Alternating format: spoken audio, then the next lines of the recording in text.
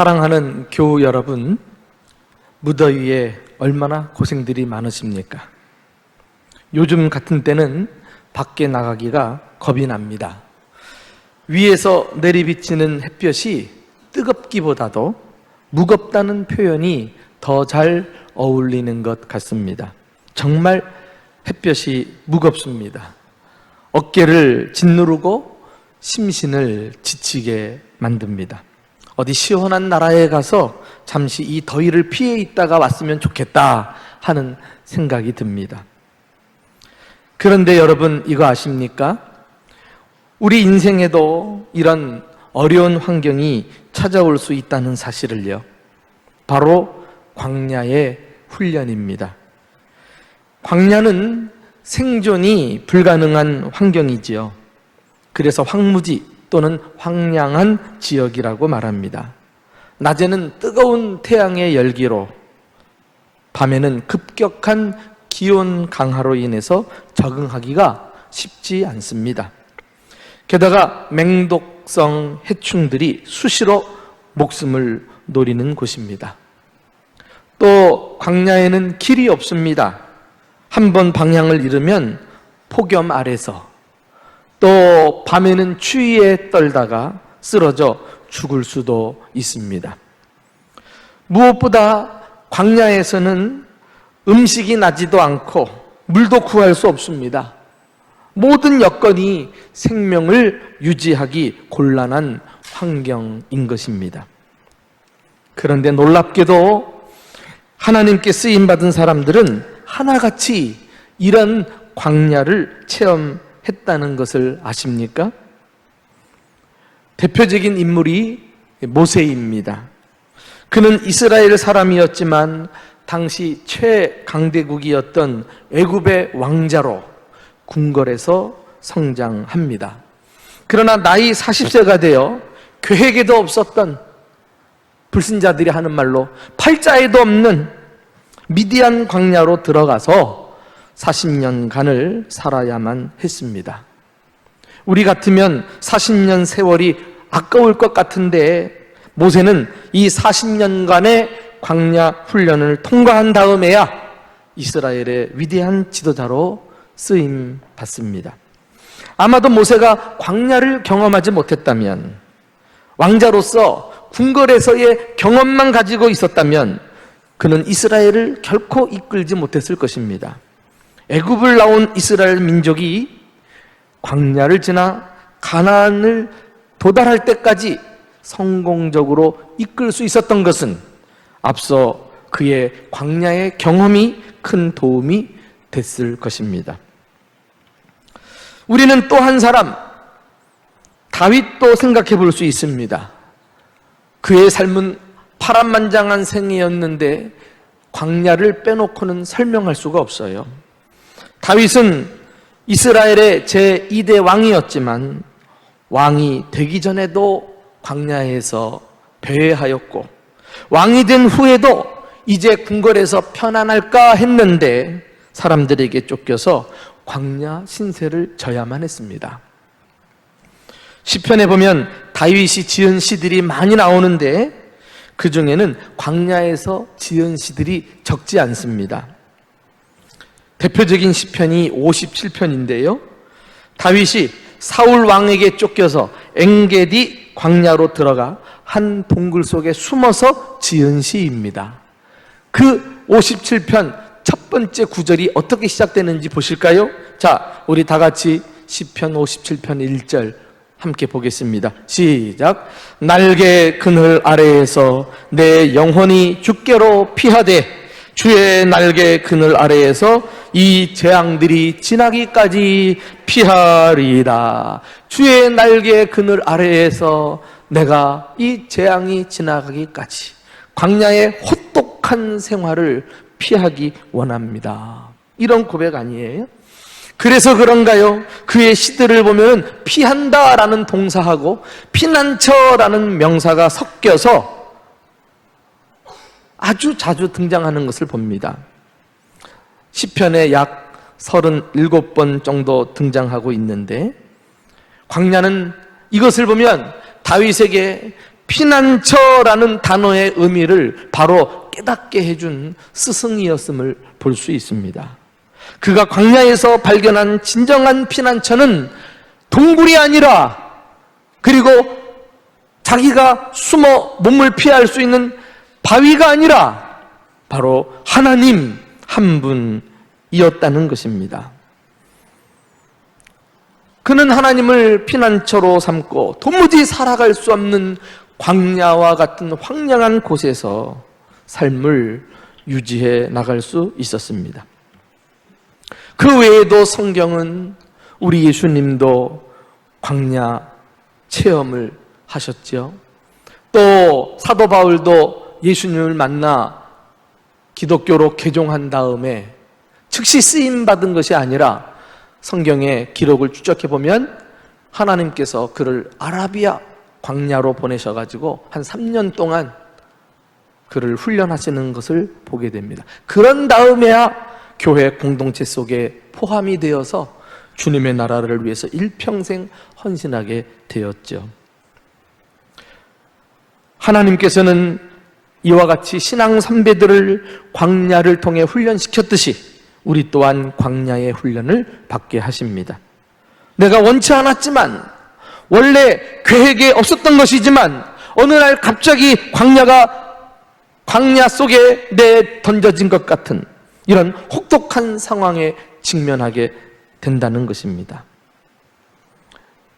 이런 인생의 광야는 사람마다 그 내용이 다르겠지만 공통적으로 너무나 고통스럽고 살기 막막하고 한치 앞을 내다볼 수 없는 생명의 위협을 느끼는 막막한 과정을 겪게 된다는 것입니다. 사랑하는 교우 여러분, 여러분은 지금까지 어떤 광야를 지내 오셨습니까? 지금 어떤 광야길을 걷고 계십니까? 혹 사랑하는 사람의 죽음으로 살 희망을 잃어버리지는 않았습니까? 극심한 질병으로 인해서 몸도 힘든데 영혼마저 견디기 힘든 상황 속에 놓여 있습니까? 불투명한 진로 문제로 백방으로 노력했건만 그럴수록 사방팔방으로 길이 막혀 막막하십니까? 과도한 자금 압박으로 인해서 하루하루 사업을 운영하는 것이 힘드십니까? 또 시기, 질투하고 미워하는 사람들에게 둘러싸여 그들로부터 부당하게 대우를 받으면서 마치 홀로 광야에 처한 것 같은 심정을 경험하고 계십니까? 켄 가이어라고 하는 사람이 고통의 은혜라는 책을 썼는데요, 이 책은 그가 아주 평탄할 때 지은 책이 아니에요. 혹독한 어려움을 겪을 때 깨달은 내용을 글로 썼어요. 그의 친구의 아들이 자살을 합니다. 자신의 아내가 암을 선고받고요, 자신은 허리에 통증으로 말미암아 책을 쓰려고 펜을 들었는데 펜을 꺾고 싶은 이런 충동을 이겨가면서 한자 한자 써내려간 것이 고통의 은혜라는 책이에요. 그는 그 책에서 고통을 어떻게 정의를 했는가? The weathering grace of God, 하나님의 풍화작용의 은혜, 이렇게 묘사를 하고 있어요. 그는 고통을 풍화작용이라고 빗댄 것입니다. 바위가 비바람에 깎이고 떨어져 나가고 단련되고 그리하여 비로소 아름다운 바위의 모습으로 바뀌어가는 거 아니겠어요? 그 바뀌어가는 과정을 고통의 은혜라고 그는 여겼던 것입니다. 우리가 어떤 광야에 들어가 있든지 한 가지 사실만은 분명해요. 우리는 광야에 놓여 있는 하나의 바위와 같다는 것입니다. 지금 장렬하는 태양 아래서 달구어지는 중입니다. 거센 폭풍우를 온몸으로 받고 있는 중입니다. 그래서 아프고 눈물이 납니다. 영혼은 깨어질 듯 힘이 듭니다. 그러나 폭염을 보내시고 폭풍우를 몰고 오신 분은 하나님이시라는 것입니다. 하나님은 이런 광야의 혹독한 환경을 통해서 우리를 그 속에 집어넣고 아름다운 바위로 다듬고 계시는 것입니다. 오늘 본문은 모세처럼 또 다윗처럼 이스라엘 백성들도 광야의 훈련을 받는 내용이 나옵니다.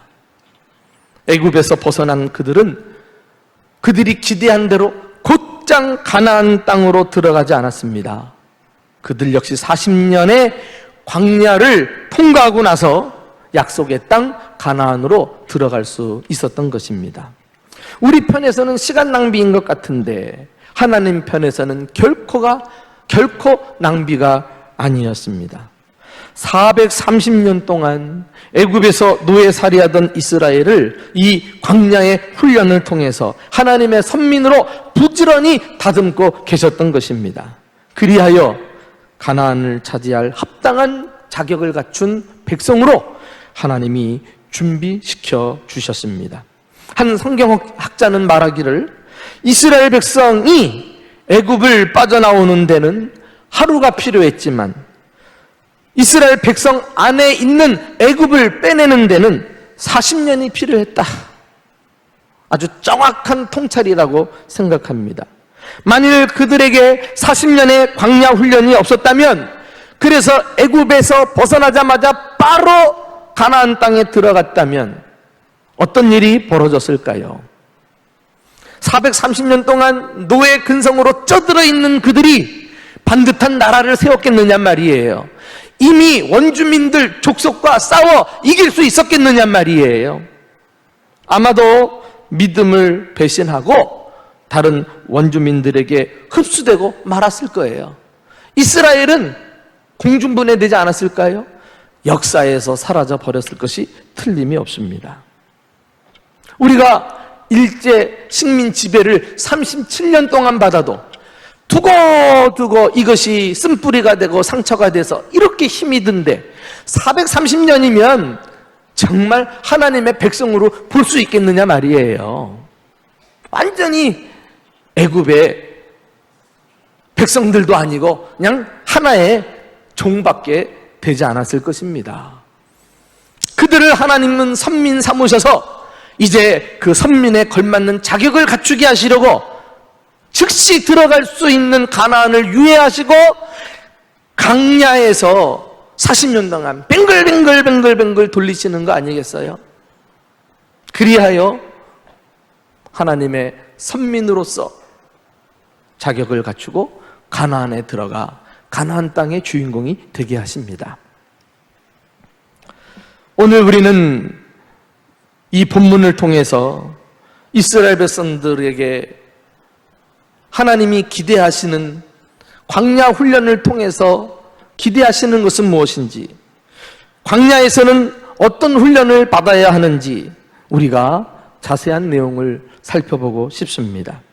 첫째로, 광야에서는 우리는 하나님의 주권을 인정하는 훈련을 받습니다.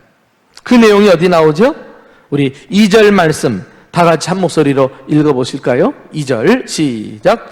내 하나님 여호와께서 이 40년 동안에 내게 광야길을 걷게 하신 것을 기억하라. 이는 너를 낮추시며 너를 시험하사 내 마음이 어떠한지 그 명령을 지키는지 지키지 않는지 알려하려 하심이라 그랬어요. 이는 너를 낮추시며, 3절에도 나와요. 너를 낮추시며 너를 줄이게 하시며. 여기서 낮춘다는 것은 단순한 겸손이 아닌 것입니다. 적극적으로 하나님이 행하신 일을 인정하고 그분을 내 삶의 주인으로 받아들이는 태도를 말해요. 도대체 하나님이 행하신 일이 무엇일까요? 내 하나님 여호와께서 이 40년 동안에 내게 광야길을 걷게 하신 것을 기억하라. 하나님께서 우리에게 광야의 길을 걷게 하셨다는 거예요. 여러분, 잘 나가다가 갑작스럽게 상황이 바뀌어서 혹독한 시련을 겪고 광야 한복판에 있게 된 것처럼 여러분들이 살고 있다면 그것은 결코 우연이 아닌 것입니다. 하나님이 허락하신 것입니다. 나에게 그 상황 속에 들어가게 하신 것입니다. 우리는 이 사실을 광야에서 배워야 합니다. 하나님은 내 삶의 주인이시고 나를 다스리시는 주권자로서 하나님이 내게 광야를 허락하셨다면 이제 나는 광야로 들어간다, 이렇게 선포해야 합니다. 그렇지 않고 이것이 마치 재수 없이 온 것처럼 온몸으로 저항하고 굳이 광야에 뛰어들지 않으려고 몸부림치면 오히려 손해가 나는 것입니다. 성경에 보면 전도서에 하나님이 우리의 삶을 어떻게 경영해 가시는가, 하나님의 경영의 원리가 한 구절에 잘 녹아져 있는 말씀이 있어요. 바로 전도서 7장 13절 14절이에요. 우리 다 같이 한 목소리로 읽어보실까요? 시작. 하나님께서 행하시는 일을 보라. 하나님께서 굳게 하신 것을 누가 능히 곧게 하겠느냐?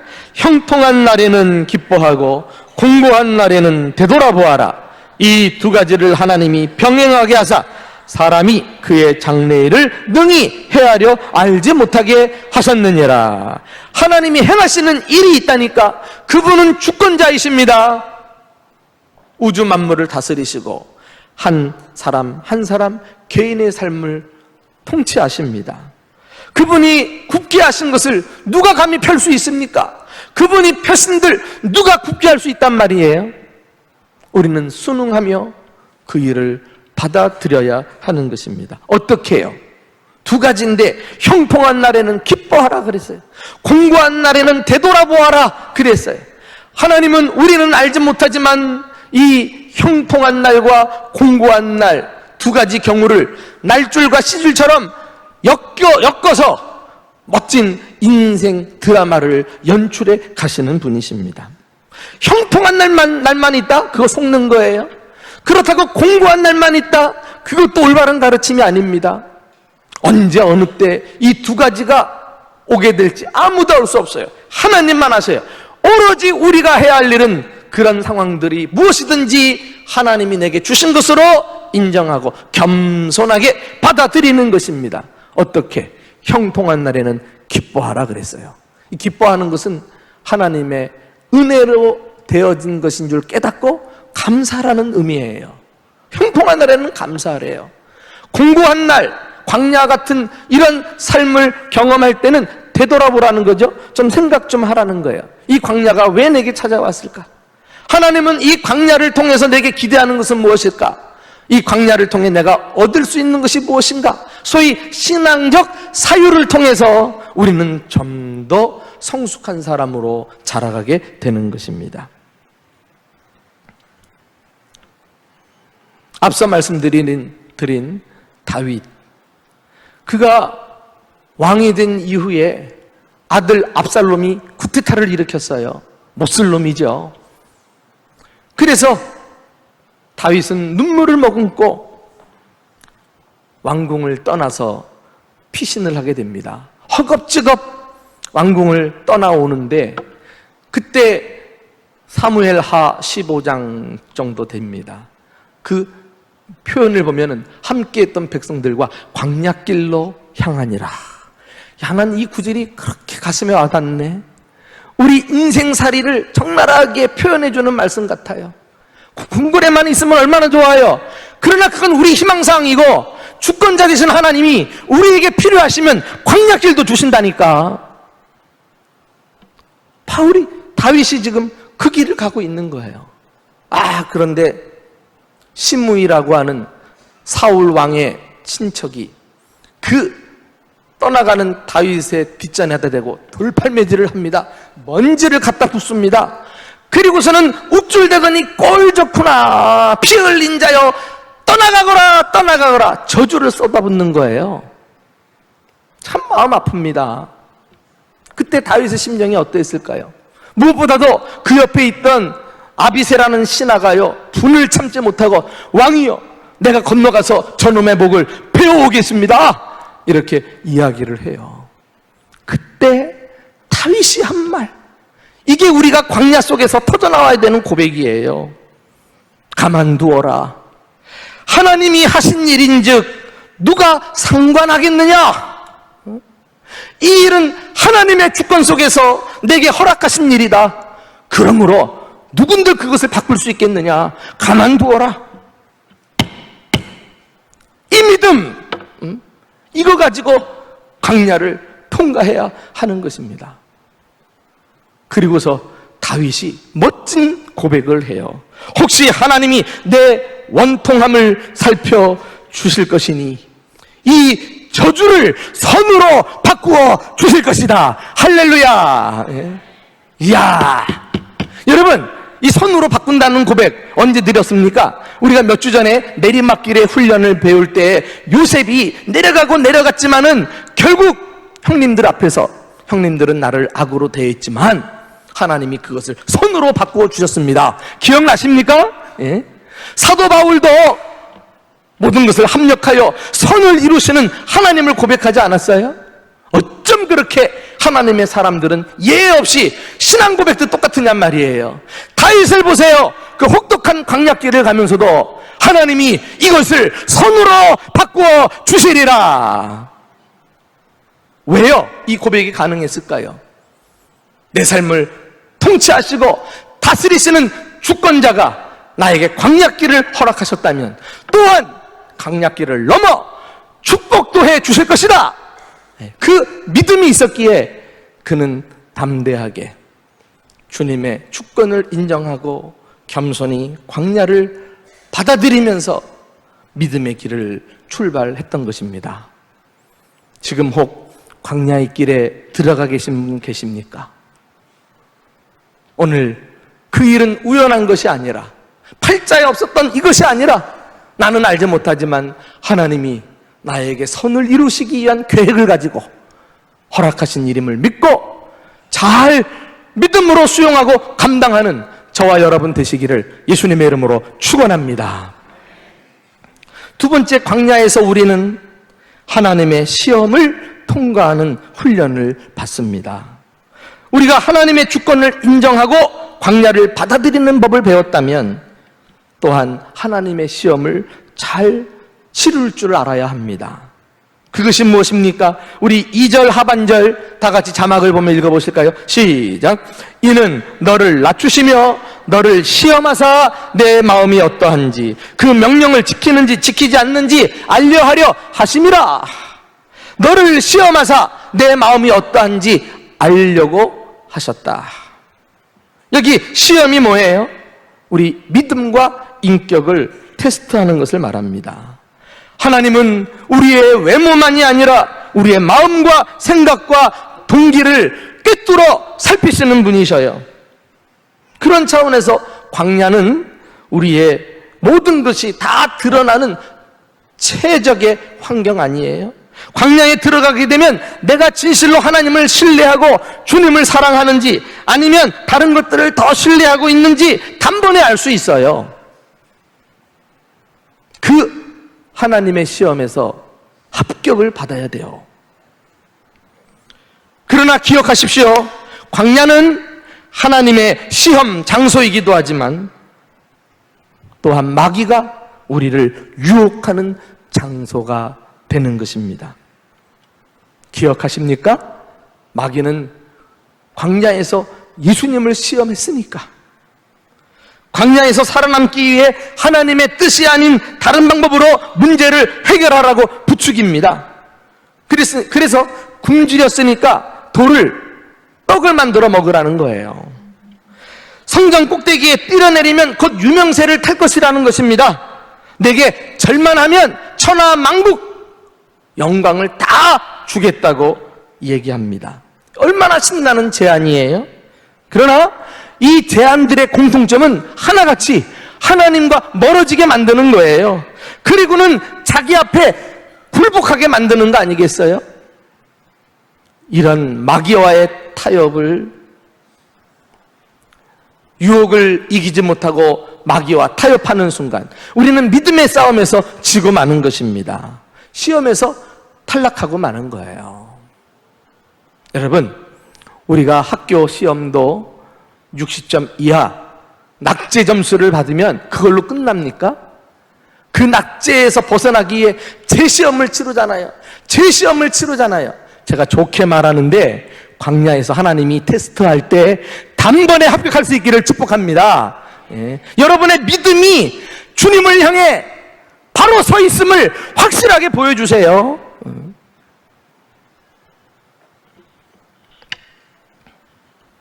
이렇게 광야는 우리가 진정 하나님을 바라볼 것인지 아니면 세상 것들을 바라보고 살 것인지를 결정하게 만듭니다. 감사한 것은 우리 구주 예수님은 마귀의 유혹을 단호히 뿌리치고 하나님만을 예배하고 하나님만을 섬기며 살기로 결단을 하시죠. 그리하여 시험에서 합격을 합니다. 첫 번째 아담은 마귀의 시험에 여지없이 꼬꾸라졌지만 두 번째 아담으로 오신 구주 예수님은 마귀의 시험을 이기심으로 비로소 만천하의 진정한 구주 되심을 드러내셨던 것입니다. 앞서 말씀드린 대로 다윗도 광야에서요 하나님만 바라보고 하나님을 의지하기로 결정을 해요. 앞서 나온 시편 57편 그 내용 중에 그의 마음의 태도를 한번 엿보실까요? 자, 다 같이 7절 말씀을 함께 읽어보겠습니다. 시작. 하나님이여 내 마음이 확정되었고 내 마음이 확정되었사오니 내가 노래하고 내가 찬송하리이다. 무릇 주의 인자는 커서 하늘에 미치고 주의 진리는 궁창에 이르나이다. 표준 세번역에는 이렇게 번역해놨어요. 하나님, 내 마음은 흔들림이 없습니다. 진실로 내 마음은 확고부동합니다. 내가 가락에 맞추어 노래를 부르겠습니다. 주의 한결같은 사랑은 너무 높아서 하늘에 이르고 주의 미쁘심은 구름에까지 닿습니다. 할렐루야. 얼마나 아름다운 신앙 고백입니까? 그래서 이 구절을 가지고 복음성가까지 만들어지지 않았어요? 내 마음이 확정되고 확정되어 싸우니 하나님을 향해 내 마음이 확고부동하게 자리를 잡아야지 흔들리지 말고. 그리하여 광야 한복판에서 나오는 노래, 광야에서 부르는 찬송이 있다면 이미 문제는 끝난 것입니다. 뭐가 그렇게 좋다고 광야에서 노래가 터져 나올 수 있을까요? 있지요. 바로 하나님의 사랑 때문에 그래요. 우리가 한 가지 배워야 할 중요한 교훈이 있습니다. 인생의 평탄한 길을 갈 때 예고 없이 갑자기 광야라는 환경으로 바뀌어버려요. 그리고 삥 돌아서 가는 것처럼 시간을 낭비하고 허비하는 것처럼 느껴져요. 그럴 때 내가 왜 이 길을 가야 되고 이 광야를 체험해야 되는지 이해할 수 없을 때 한 가지는 꼭 붙드시기 바랍니다. 그럼에도 불구하고 하나님은 나를 여전히 사랑하신다. 할렐루야. 광야 한복판에서 하나님이 나를 향한 사랑이 하늘 끝에까지 미치나이다. 이렇게 찬송해야 하는 것입니다. 그러면 뭐 믿음의 테스트에 100점짜리지 100점짜리. 주님은 이 고백을 얻어내기 위해 우리에게 광야의 훈련을 주시는 것입니다. 그렇습니다. 아무리 내가 가는 길이 멀고 험하게 느껴져도 이 길은 나를 위해 하나님께서 사랑으로 예비하신 길임을 믿고 주님을 바라보고 당당하게 그 길을 통과하는 저와 여러분 되시기를 예수님의 이름으로 축원합니다. 마지막으로 광야에서 우리는 하나님의 말씀으로 사는 훈련을 받습니다. 하나님은 본문을 통해서 이스라엘 백성들에게 광야 길을 걷게 하신 마지막 이유를 설명해 주셔요. 자, 우리 3절 말씀 다 같이 읽어볼까요? 3절이에요. 시작. 너를 낮추시며 너를 줄이게 하시며 또 너도 알지 못하며 내 조상들도 알지 못하던 만나를 내게 먹이신 것은 사람이 떡으로만 사는 것이 아니요 하나님의 입에서 나오는 모든 말씀으로 사는 줄을 내가 알게 하려 하심이니라. 여러분, 어디서 많이 들었던 말씀 아니에요? 그렇죠. 예수님께서 광야에서 마귀에게 시험 받을 때 마귀를 물리치기 위해 인용한 말씀 아닙니까? 바로 이 신명기 말씀을 인용하신 거예요. 이 말씀이 매우 중요하니까 예수님께서 재차 사용하신 것 아닙니까? 한마디로 이 말씀은 구약이냐 신약이나 모든 시대 모든 사람들이 붙들고 살아야 될 삶의 원칙이라는 거예요. 그것이 무엇입니까? 바로 하나님의 입에서 나오는 모든 말씀으로 사는 것. 이것이에요. 이거. 여기 본문에는 말씀이라고 되어 있지만 사실 원어에는 말씀이란 단어가 없어요. 단지 하나님의 입에서 나오는 모든 것. 우리는 하나님으로부터 오는 것을 의지하고 그것을 가지고 살아가는 하나님의 백성들임을 기억하시기를 축원합니다. 이것이 신본주의적인 삶이 아니겠어요? 반대로 신본주의와 반대되는 것은 하나님 없이 떡으로만 살겠다는 거예요. 떡으로만. 아주 인본주의요, 물질주의요, 육체만을 위해 사는 쾌락주의요, 세속주의의 전형이라고 할 수가 있어요. 에서는 육신을 위해 영원한 축복이 보장된 장자권을 팥죽 한 그릇에 팔아버리지 않았습니까? 어리석은 부자는 하나님 없이 평생 재물만 모으고 쌓고 하다가 그거 한 번도 못 써버리고 바로 그날 밤에 죽어 지옥 가지 않았습니까? 물론 육신을 위해서 어느 정도 물질과 먹을 것이 필요하지요. 그러나 우리는 광야를 통해 이것 가지고 사는 것이 아니구나. 인생이 우리에게는 하나님의 입에서 나오는 모든 것이 필요하구나. 그것이 무엇입니까? 하나님이 주시는 은혜, 하나님의 능력, 하나님의 구원, 하나님의 지혜와 하나님의 말씀을 공급받아야 우리가 광야라도 살아갈 수 있는 것이구나. 할렐루야. 예수 믿는 사람은 팥죽이나 재물이 아니라 하나님의 입에서 나오는 모든 것으로 사는 존재임을 세상 사람들에게 보여줘야 한다니까. 이 진정한 삶의 원칙을 증명해 보여야 하는 것입니다. 이스라엘 백성들이 그랬어요. 광야 훈련을 받으면서 하나님이 친히 길이 되어 주셨습니다. 음식도 공급해 주셨고요, 밤과 낮으로 보호해 주셔서 도무지 사람들이 살 수 없는 환경이지만은 거뜬히 살게 하신 이 비밀이 어디 있느냐 말이에요. 그들이 물질과 떡 때문에 살았어요? 아니라는 거예요. 그들은 하느님이 하늘에서 주시는 만나를 보면서도 이 만나 먹고 잘 살자, 이것이 아니라 만나를 주시는 하나님이 나에게 은혜를 주시고 구원도 주시고 말씀도 주셔야 그래서 살아가는구나, 이 사실을 깨달아야만 했던 것입니다. 그 결과 광야를 지나는 40년 동안 어떤 결과가 나타났을까요? 놀랍습니다. 기적과도 같습니다. 우리 믿는 사람의 삶은 기적이니까요.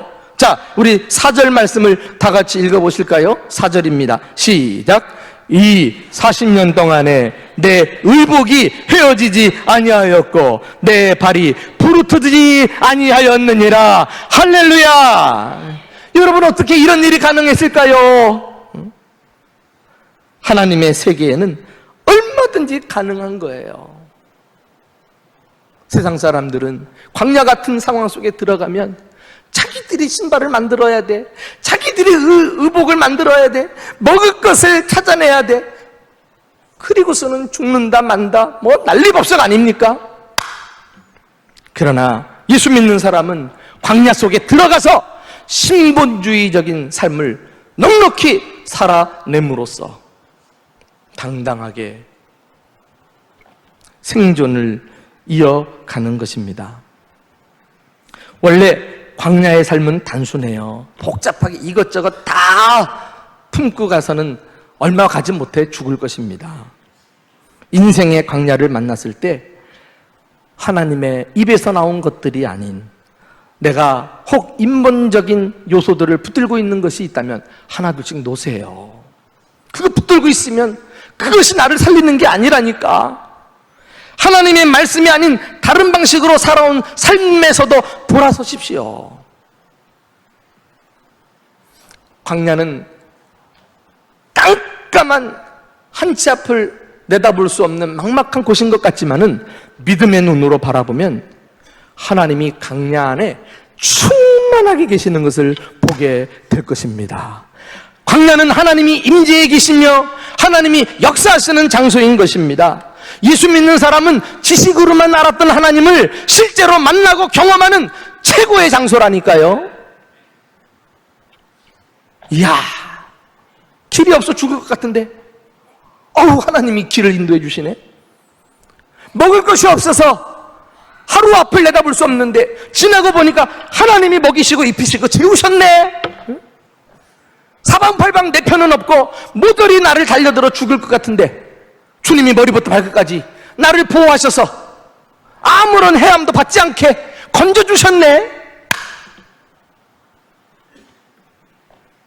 사랑하는 교회 여러분, 광야에서 친히 길이 되어주시고 양식을 공급해주시고 밤과 낮으로 보호해주시는 하나님을 만나시는 저와 여러분이 되시기를 예수님의 이름으로 축원합니다. 모든 인생 훈련이 그렇듯이 이 광야의 훈련도 통과하고 나면 하나님께서 우리를 위해 상급을 예비해 놓으셨음을 아는 것은 큰 위로가 됩니다. 자, 우리 한번 마지막으로 7절, 8절을 함께 읽어보실까요? 7절, 8절입니다. 시작. 내 하나님 여호와께서 너를 아름다운 땅에 이르게 하시나니 그곳은 골짜기든지 산지든지 시내와 분천과 샘이 흐르고 밀과 보리의 소산지요 포도와 무화과와 석류와 감람나무와 꿀의 소산지라. 하나님이 광야를 통과하고 들어갈 가나안 땅에 대한 약속을 확인시켜 주셔요. 그곳은 광야가 변하여 못이 되는 곳이며 마른 땅으로 샘물이 되게 하시고 황량한 땅으로 기름져서 풍족하게 먹고 마시고 사는 장소가 된다고 말씀해 주셨습니다. 사랑하는 교회 여러분, 인생의 광야를 만났을 때 우리는 지정의 전 인격적으로 열심히 훈련을 받아냅시다.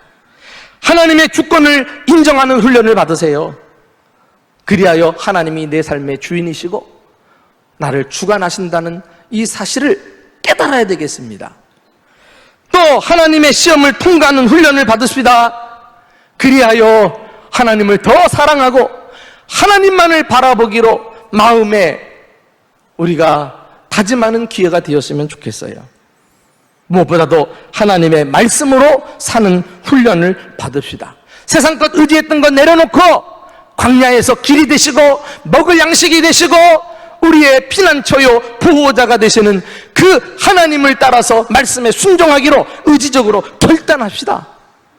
그리하여 우리 앞에 어떤 광야의 환경이 펼쳐지더라도 그것이 우리를 결코 쓰러뜨리지 않고 광야 훈련 이후에 더 큰 하나님의 사람으로 우뚝 서서 남은 삶을 승승장구하시기를 예수님의 이름으로 축원합니다.